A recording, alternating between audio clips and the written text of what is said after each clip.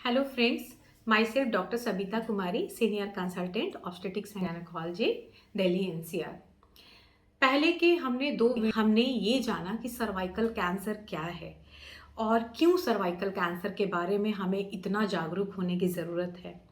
क्या risk factors हैं जिनको उसमें कुछ नॉन मॉडिफाइबल हैं जिनको हम चेंज नहीं कर सकते हैं, कुछ रिस्क फैक्टर्स मॉडिफाइबल थे जिनको हम लोग उसको कट करके सर्वाइकल कैंसर से अपना बचाव कर सकते हैं।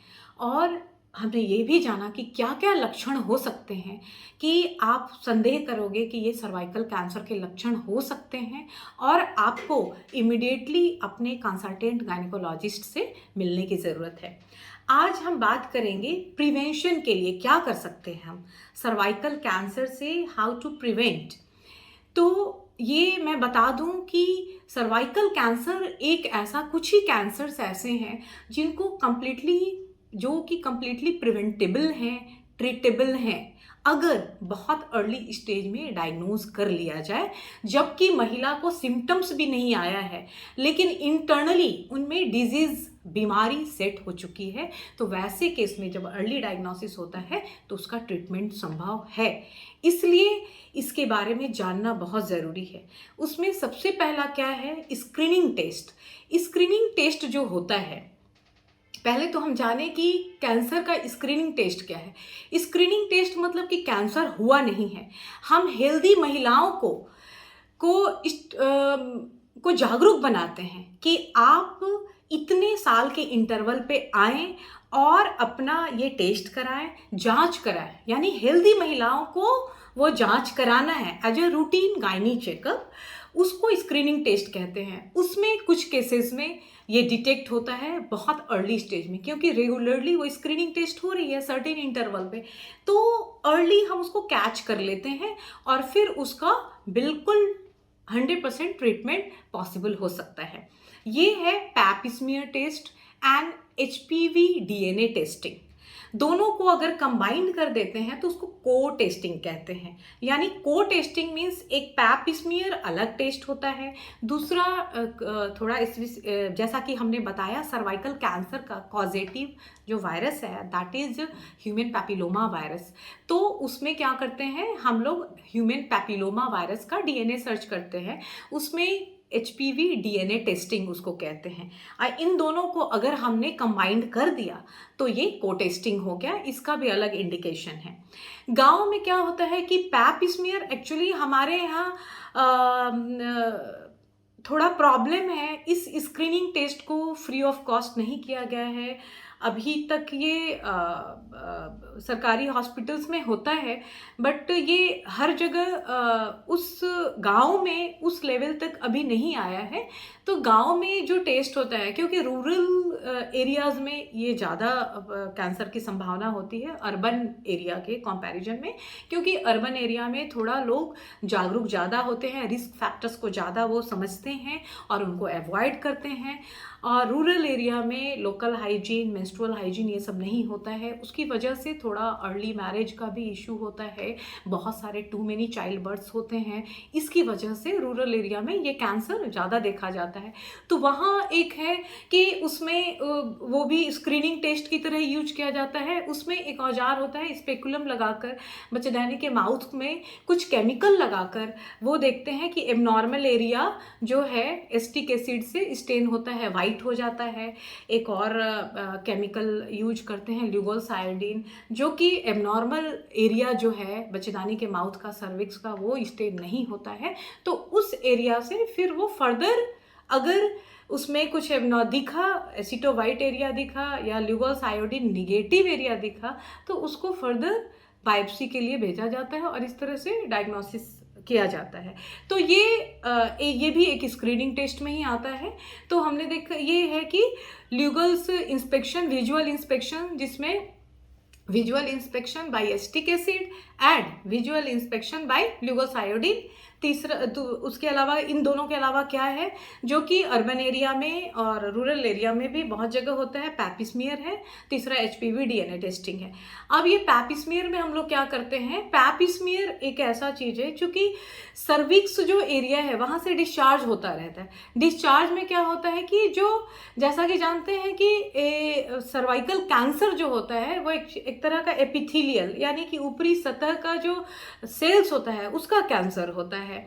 तो उसमें जो स्क्वामस एपिथेलियम होता है उसमें और एंडोसर्विक्स में जो सर्विक्स के अंदर का भाग है जिसको एंडोसर्वाइकल कैनाल कहते हैं उसमें ग्लैंड्स होते हैं और लाइनिंग एपिथेलियम होते हैं। तो ग्लैंड की लाइनिंग का भी हो जाता है कैंसर और एपिथेलियल लाइनिंग का भी होता है, लेकिन इनका एक क्वालिटी है कि ये शेड आउट होते रहते हैं, साइक्लिकली ये शेड आउट होते हैं। तो सिक्रीशन में जो वजाइनल सिक्रीशन जो ऊपरी हिस्सा में सर्विक्स के पास या वजाइना के ऊपरी हिस्सा में जो सिक्रीशन होता है उसमें सेल्स होता है, और वो सेल्स का चूंकि हम जानते हैं कैंसर में सेल्स का रूप रेखा और उसका साइज उसका रूप बदल जाता है। ये एक डिटेल चीज़ है जिसमें मैं नहीं जा रही हूँ। ये पैथोलॉजी का जो जांच करते हैं पैथोलॉजिस्ट डॉक्टर होते हैं वो इनका डिटेल में देखते हैं। तो वो सेल्स को क्या करते हैं हम लोग, एक वुडन स्टिक होता है जो कि नॉन ट्रॉमेटिक होता है, उससे बिल्कुल ट्रॉमा नहीं होता है, और एक ब्रश होता है।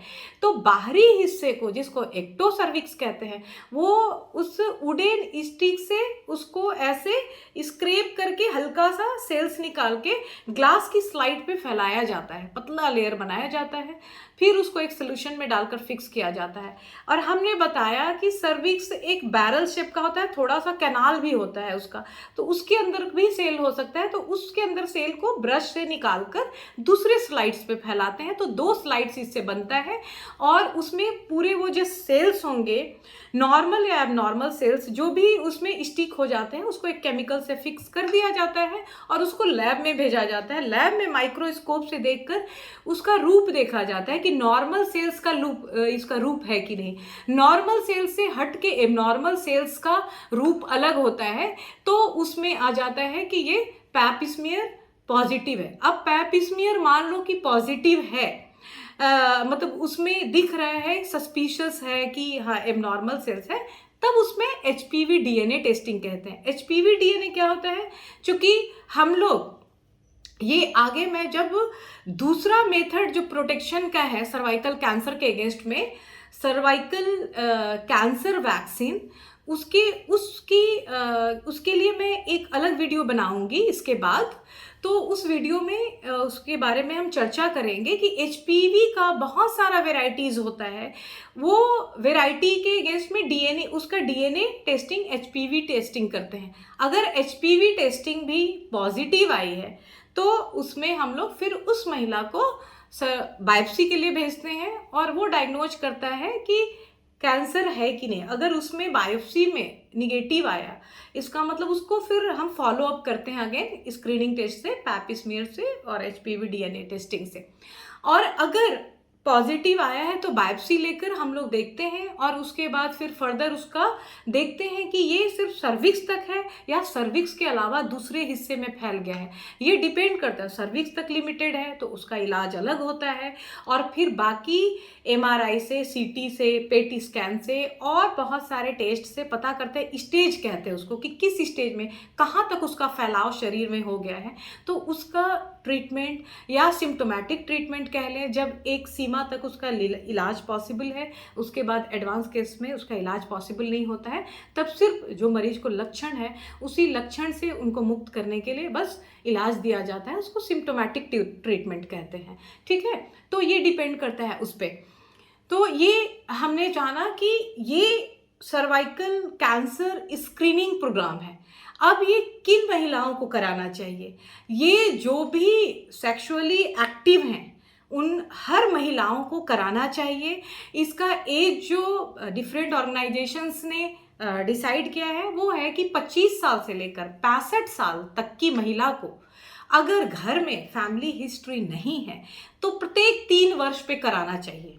और अगर वो को टेस्टिंग कराती हैं, जैसा कि हमने बताया को टेस्टिंग की पैप स्मीयर के साथ एचपीवी डीएनए टेस्टिंग, यानी कि कौन सी वेराइटीज, कौन से स्ट्रेन के वायरस से, एचपीवी का डिफरेंट स्ट्रेन्स होता है, वैरायटी होती है, किस वैरायटी से ये इन्फेक्शन हुआ है, उसको एचपीवी डीएनए टेस्टिंग कहते हैं। को टेस्टिंग से अगर वो कराती हैं, को टेस्टिंग कराई हैं, तो प्रत्येक 5 वर्ष पे ये कराना चाहिए। और अगर फैमिली हिस्ट्री है तो मैं कहती हूँ कि प्रत्येक वर्ष उनको कराना चाहिए। ये 25 साल से लेकर 65 साल की महिला तक, क्योंकि 65 साल के बाद क्या होता है कि जिस एरिया में कैंसर का खतरा होता है वो बिल्कुल अंदर चला जाता है, उसमें पॉसिबल नहीं होता है, स्क्रीनिंग टेस्ट से बहुत फर्क नहीं पड़ता है और कई बार डायग्नोज भी नहीं हो पाता है, क्योंकि वो एरिया जहाँ से हम लोग लेते हैं, सेल शेड आउट होता है, वो रिसीड होकर, या कह लें कि वो थोड़ा यूट्रस के अंदर की तरफ चला जाता है, तो वो एरिया विजिबल नहीं होता है। इसलिए 65 साल के बाद ये पैप स्मीयर एको टेस्टिंग करना थोड़ा बहुत बेनिफिशियल नहीं होता है, इसीलिए ये एज निर्धारित किया गया है। तो आज हमने जान लिया कि पैप स्मीयर क्या होता है, एचपीवी डीएनए टेस्टिंग क्या होती है, को टेस्टिंग क्या होती है, और रूरल एरिया में किस तरह से विजुअल आंखों के द्वारा देखकर केमिकल लगा के हम उस एरिया को, सर्विक्स को, बच्चेदानी के माउथ का एबनॉर्मल एरिया हम डिटेक्ट कर सकते हैं और अर्ली डायग्नोसिस कर सकते हैं उस स्टेज में, जब हम सर्वाइकल कैंसर का ट्रीटमेंट कर सकते हैं, मरीज पूर्णतः ठीक हो सकती है। इसका पर्पस यही होता है कि मरीज को इस स्टेज तक नहीं जाने दें कि उसमें लक्षण आ जाए, या मरीज इस स्टेज में पहुंच गया है कि उसका अब इलाज संभव नहीं है। तो ये स्क्रीनिंग टेस्ट का यही पर्पस है और इसके बारे में जानना भी बहुत ज़्यादा ज़रूरी है। तो आज की इसी जानकारी के साथ धन्यवाद।